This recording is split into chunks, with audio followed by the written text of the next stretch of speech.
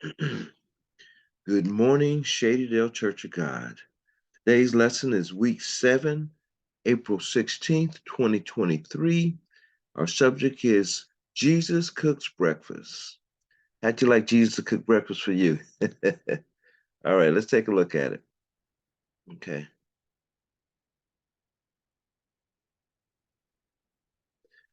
What is our study about today? Traumatic losses can lead us to becoming disconnected from our purpose in life. Jesus' appearance and fellowship with the disciples at the Sea of Galilee reunited the disciples and taught and restored their sense of purpose. Our Bible passage, John 21, 1 through 14. Topics to be discussed: hope, restore, faith, the resurrection of Christ. Okay? Take a look at our Bible background. All right. For this lesson and the next, we will be studying the last chapter of the Gospel of John. Some scholars believe that this chapter was added to the original text of the Gospel and later point similar to the belief about John 8, 1 through 5. We know from elsewhere in the Gospel that at least 4 of Jesus' closest followers were fishermen by trade. While out on a fishing run, they had a surprise encounter with Jesus that brought back memories of their previous experience with him. This account has special significance because it happened after the resurrection. It draws together threads from earlier in the story to prepare for the end of John's gospel. Okay, so here we're going to talk about Jesus appearing to the disciples once again after he had died and was resurrected by our Father, okay, his Father, God. And needless to say, they were shocked when it happened. Like I said, though, this was a traumatic experience for the disciples. We can look back at this and be like, no big deal. Well, that's because we already know the end of the story. Okay, we know what happened. The disciples had forgotten that Jesus was going to come back. When he died on the cross, they were in shock, um, and they just kind of scattered, and then when they came to the tomb and the body was gone, they were shocked again. You know, um, and sometimes, even though things are true because they are out there, sometimes you doubt yourself. Sometimes you can see things with your own eyes, hear things with your own ears, and not believe it's true. You can believe it while you see it, but then after the fact, it's like, man, was that true? Did I dream that? The mind can play tricks on us. So let's move on with our lesson. So what we're going to do now is start reading from St. John 21, starting at verse 1. Okay.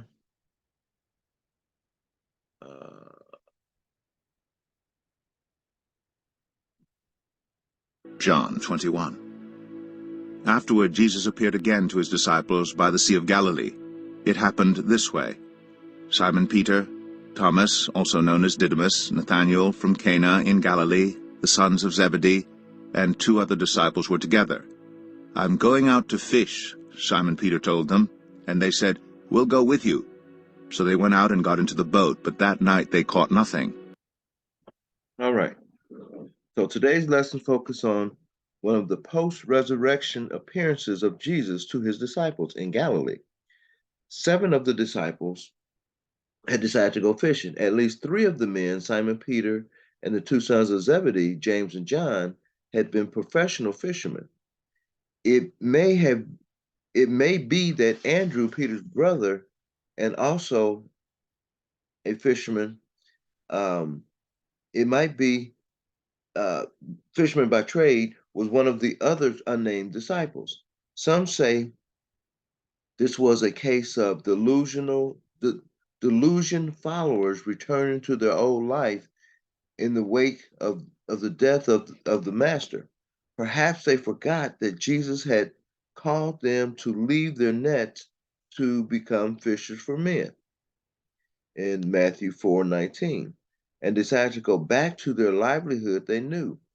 This possibly is disputed by other scholars, since the story follows the commission Jesus gave the disciples in John 20:22 to 23. Um, to me, it seems natural to go back to what's comfortable, go back to what you're used to. The disciples were able to spend several years with Jesus, followed him, saw the miracles he did, and even as they was experiencing Jesus in the flesh on a day-to-day basis, they were always utterly amazed when he would do things, heal the sick, uh, open up the blind eyes, heal leprosy, raise from the dead, you know, they was always in awe of him. And so they knew he could do these things, but seemingly they would forget sometimes, you know. Um, and sometimes, and that might be what it goes to. It says you're not a prophet in your own land. Um, and even though the disciples knew that Jesus had these abilities because of his relationship with the Father, it's like seemed like they would forget. Okay. So anyway, um, when Jesus died, even though he had already told the disciples he was coming back in 3 days, they heard it, but it went over their heads. They heard it, but they didn't hear it. They didn't retain it. They didn't register. So when he died, they were devastated. They were devastated. I mean, as much so as if your best friend, your parent, your child had died, how devastated you would be. And then when they went to the tomb and he was gone, it was like, oh my God, what happened? Even though the angel came and told him, hey, why are you seeking the living amongst the dead? It just hadn't all sunk in. And so anyway, so they see Jesus and not see him. And so anyway, I think it was just second nature to go back to what was comfortable because of what was taken away from them and because of how they felt. They want to get back to what they consider something normal. Okay. And that's just my opinion, but sounds pretty good to me. All right. Let's move on. Verse 4. Early in the morning, Jesus stood on the shore, but the disciples did not realize that it was Jesus. He called out to them, "Friends, haven't you any fish?" "No," they answered. He said, "Throw your net on the right side of the boat and you will find some." When they did, they were unable to haul the net in because of the large number of fish. Then the disciple whom Jesus loved said to Peter, "It is the Lord." As soon as Simon Peter heard him say, "It is the Lord," he wrapped his outer garment around him, for he had taken it off, and jumped into the water. The other disciples followed in the boat, towing the net full of fish, for they were not far from shore, about 100 yards. All right. So early in the morning, they're out fishing, and Jesus standing on the shore. And then all of a sudden he calls out to them, you know, "Hey, did y'all catch any fish yet?" And they say, "No, we didn't." "Well, cast your net on the right side of the boat and you'll get some fish." You know, now they've been out fishing all night and they see somebody on shore that they don't recognize, but yet when they give them the command to cast the net on the right side of the boat, they do it. And sure enough, when they do, they catch fish. They catch a bunch of fish. More fish than they had caught all night because all night they ain't caught any at all. But so much so that they had a hard time getting the net in. Okay. And so once they realized that, you know, things started clicking. Okay. And so then somebody said, "Wow, that's a miracle." Miracle. Oh, that's Jesus. Hey, y'all, that's Jesus up there. And Peter said, "What? That's my boy. I got to go check him out." And Peter being Peter, of all people to be in the boat with no clothes on, who would you expect? Peter. Okay. So he puts his clothes on, puts his outer wrap on, jumps in the water, and takes off after Jesus. Good news is they was only about 100 yards away. So he could jump in and pretty much, just be able to run in. it doesn't tell us that he walked on water, you know, but he just ran up there. And then while he was running up there to Jesus, the rest of the disciples said, "No, we're gonna stay on the boat," and they just stayed on the boat, paddled, and worked their way in. Okay, um, so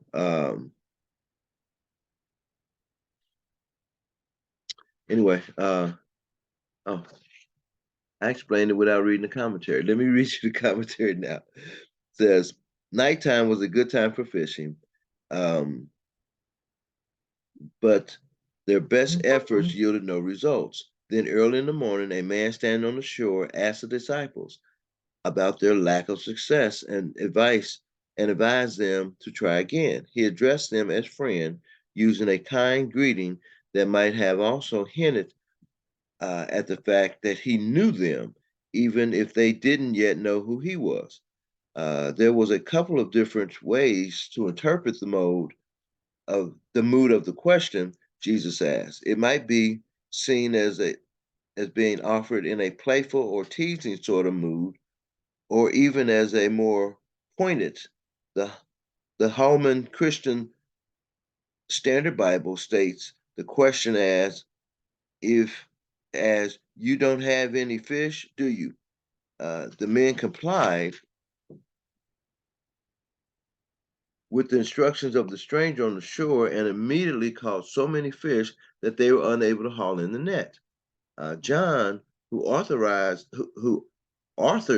this gospel and sometimes referred to himself in a way that recognized his special relationship with Jesus, realized that it was the Lord calling to them from the shore, perhaps due to memories of previous similar events. See Luke 5, 1, 4 through 11. Peter uh, impetuously jumped into the water. Perhaps he expected he expected to walk on the surface as before. Matthew 14, 22 through 33. They were not far from the shore, about the length of an American football field, 200 cubics in the original text. Okay, so there you have it. So I'll try not to get too excited on this last set of verses. Okay, so let's go ahead to verse 9 through 14. When they landed, they saw a fire of burning coals there with fish on it and some bread. Jesus said to them, "Bring some of the fish you have just caught." So Simon Peter climbed back into the boat and dragged the net ashore. It was full of large fish, 153, but even with so many the net was not torn. Jesus said to them, "Come and have breakfast." None of the disciples dared ask him, "Who are you?" They knew it was the Lord. Jesus came, took the bread, and gave it to them, and did the same with the fish. This was now the third time Jesus appeared to his disciples after he was raised from the dead. Okay. When they got to shore, Jesus had a fire ready and was already cooking some fish. Okay. He invited his friends to add from their catch. Some see significance in the mention of the exact quantity of 153 fish caught. One suggestion is that the people of that time were aware of 153 different types of fish in the world. This would make the number symbolic of the universal scope of the gospel. Some make a connection to Ezekiel 47 and 10, which speaks of a river full of fish from En Gedi to En Eglim.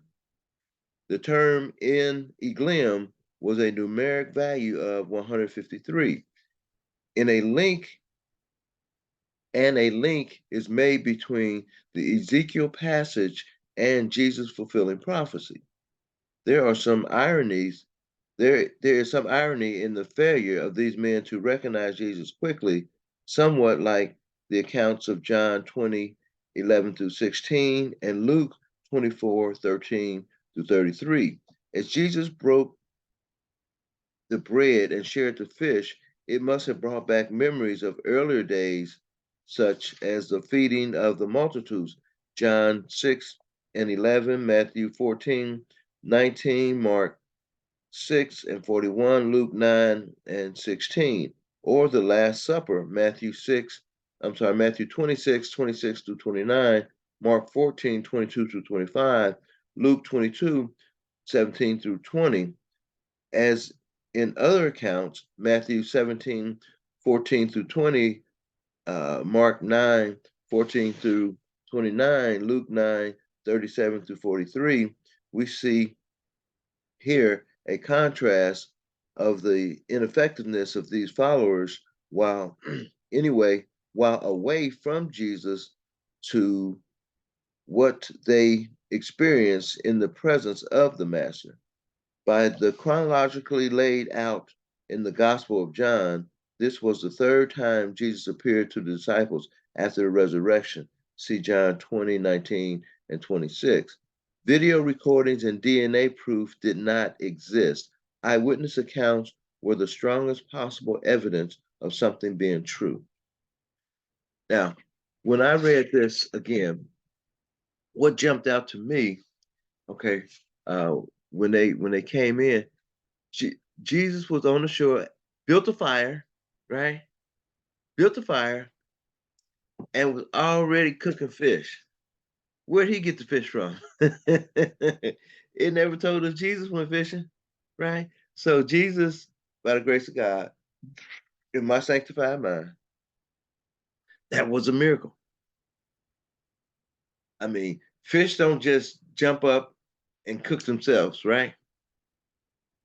But in this case, they practically did. Okay.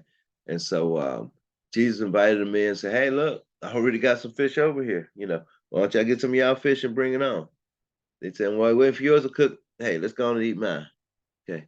And so he invited them to breakfast. Breakfast with the master. That's all right. And so he broke bread with them and then shared the fish with them as well. And what the